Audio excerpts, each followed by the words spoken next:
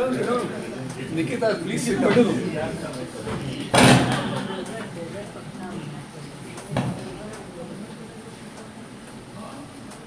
One very important disclosure, and I have never worked in NIC.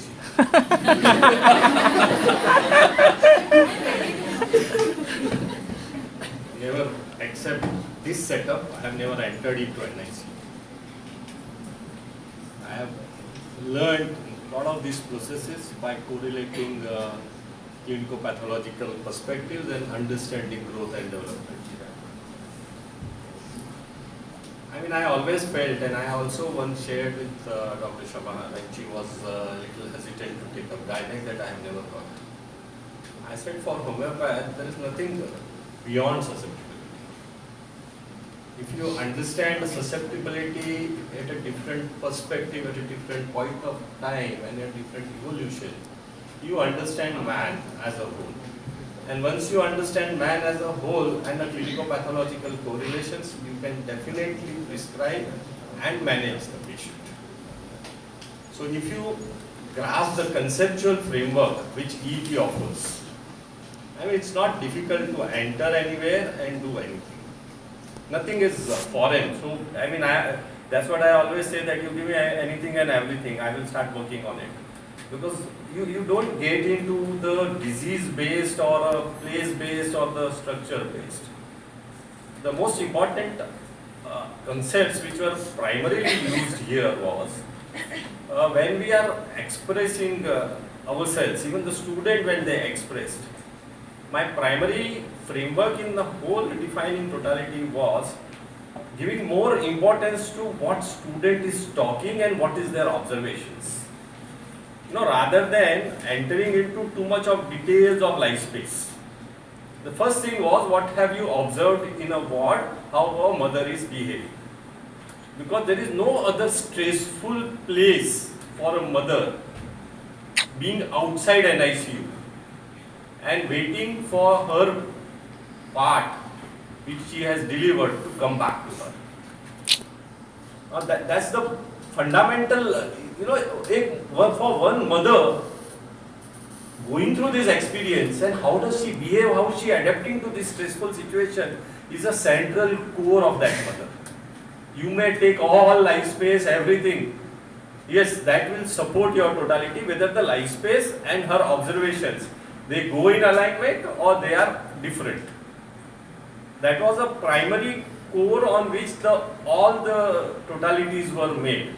So all the questions which were asked, ki life space mein ye kidhar hai, wo kidhar hai, they were at certain level, but direct correlations like, mother who was sitting outside, or the mother who was in a grief and blaming oneself, or mother who was not wanting to breastfeed. And then the ET was studied, whether the Rustox was a phase or the mother was in an evolution, and the full-blown picture of Rustox has come in a ward. So ET was the fundamental thing on which the mother, and then what happens to the child. When child comes out, there is a susceptibility for child also to be in distress. You are not being prepared to face this world, and you have been made independent. So in an independent world, from a dependency, how do I react? Do I choose to express something different, or I am choosing a similar pattern, and being part of that susceptibility was another concept used. Because I always believe that once you put somebody under distress and the survival is an issue, or your core emotions are being touched, those observations are the best observations and they form a core totality. If your case does, or if your remedy does not cover it, take it from me, it will not act. So ward prescribing is all. That is why I always advocate to the students that please don't take that 2 hours break. Don't go back to hostel and sleep. Because your observation in a ward of all those mothers, all those patients, even if they are not on homeopathy, teaches you the behavior. Hospital is not a picnic spot where you enjoy. It is a place where you are in distress, away from home, away from family, with the disease. And if you are able to take care and understand the core emotions of each patient, your understanding of human being will go see change. Because what we see in our OPD is a part, 1 or 2 hours. But we don't see person in a different, how is an individual with a neighbor patient, the care and the concern which was. Or somebody just sleeps, doesn't even care to look around. Or when the relatives come, when husband comes, sometimes they give, husband came, she didn't even speak with her. When certain set of relatives came, she was very happy. When the another set of relatives come, these are the important observations which built up ward practice. And then once you build that up on one side, understand clinico-pathological correlations on other side, evolution on third side, and the demand of susceptibility, it is not something great. It is simple, provided we are there. And that is what make a comprehensive evolution of a man. You need not go on taking 10 events. Being in a hospital also is an important event. Are we able to evaluate that event in its totality? Or we go on taking 3-hour case of a IPD patient who will get irritated. And majority of time, I think out of 100 cases, hardly one case I would have sent them back for taking more data. I have always believed that when they are being directed, lot of data will come to satisfy me rather than actual. So the original data, original observations, they play a key role. But for that you have to be there on the floor, not in a hostel room. You are not here to record TPR, BP, you are not clinical clerks, you are medicos.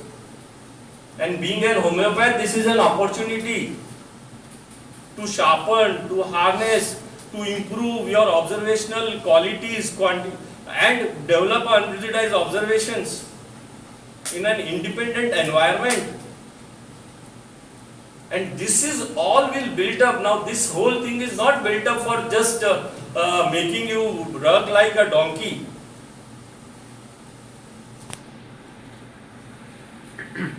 Then you don't wonder कहाँ से remedy आया और क्या दिया और क्या हुआ, वो नहीं आने वाला है. And I am really grateful to all my medical officers who have given me opportunity to learn. I am still learning. And I tell you, majority of prescriptions when we make in our OPD, we definitely refer books. We take out materia medica, we take out books, we refer, we try and correlate. So it's not something comes from air. And I can challenge and I can tell you, all of you can do it. Provided one is there when the time demands and circumstances available. Now, interesting study, why so many cases of sepia and calcarea in a IUGR or things. What is it in sepia mind which allows this process to be delayed, to stagnate, being in conflict, whether to deliver or not deliver, and then create? Similarly, calcareas, the slowness, the insecurity, fears. So study that which type of cases, Prashant, who come with IGR, low birth weight, whether there are the constitutional types, whether those mothers, those people may have observed bad obstetric history as one of the indication of sepia. Now we can study the mental state of sepia, which will, if not dealt with, will give into this. So if you have sepia and if you deal with this conflict, give a constitutional remedy, probably you will avoid or prevent next admission to NICU. Now these are the level of studies, if we are able to do it, we can do a good to all future mothers. So this is an opportunity. You need to study, you need to be there. Then only you will develop. You can't sleep in your room. Come here as a consultant and go away with the feel, oh, homeopathy can do something, but I cannot do. So there is no secret, right, Nikita? Yes. It's just a simple basic work, be there, take an experience, understand the analysis, develop a logic, things will happen.